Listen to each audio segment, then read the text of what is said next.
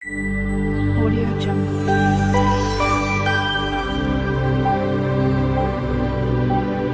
Audio Jungle. কচ মাছনো কাৰ প্ৰিয় নহয় কওকচোন। কচ মাছ সকলোৰে প্ৰিয়, কিন্তু কচ মাছ যেতিয়া কেৰাহী তেলত দিয়ে তেতিয়া যিটো বম ফুটন দিয়ে সেই বুলিয়ে মানুহে বহুতেই কচ মাছ নানেই ঘৰলৈ। কিন্তু আজি মই আপোনালোকক যিটো পদ্ধতিৰে কচ মাছ বনাবলৈ শিকাম আপোনালোকে তেনেকৈ এবাৰ বনাই চাব। প্ৰথমতে মই কেৰাহীখনত তেল অলপ গৰম হ'বলৈ দি তাত তেজপাত আৰু লং ইলাচি দালচেনি কেইটামান দি দিম।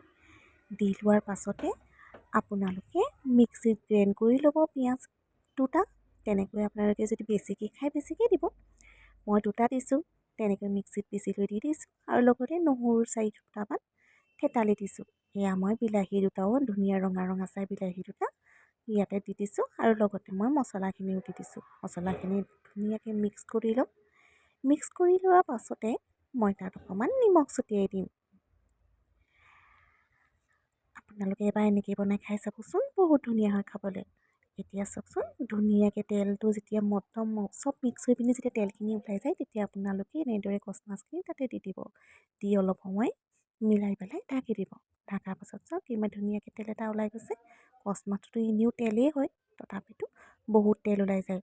এতিয়া আপুনি তেলটো একদম ধুনীয়াকৈ মছলাই সৈতে যেতিয়া কালাৰ হৈ পিনি ওলাই যাব তেতিয়া আপোনালোকে পানী অলপ দি দিব।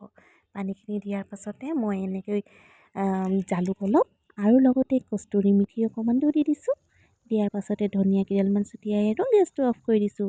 চাওকচোন কিমান ইজি। আপোনালোকে এনেকৈ বনাই খাবচোন।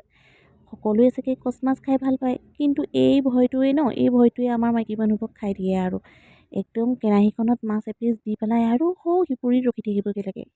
এনেকৈ বনালে আৰু আপোনালোকে একদম সিপুৰিত গৈ ৰখি থাকিব নালাগে, ওচৰতে ৰখি থাকিব পাৰিব।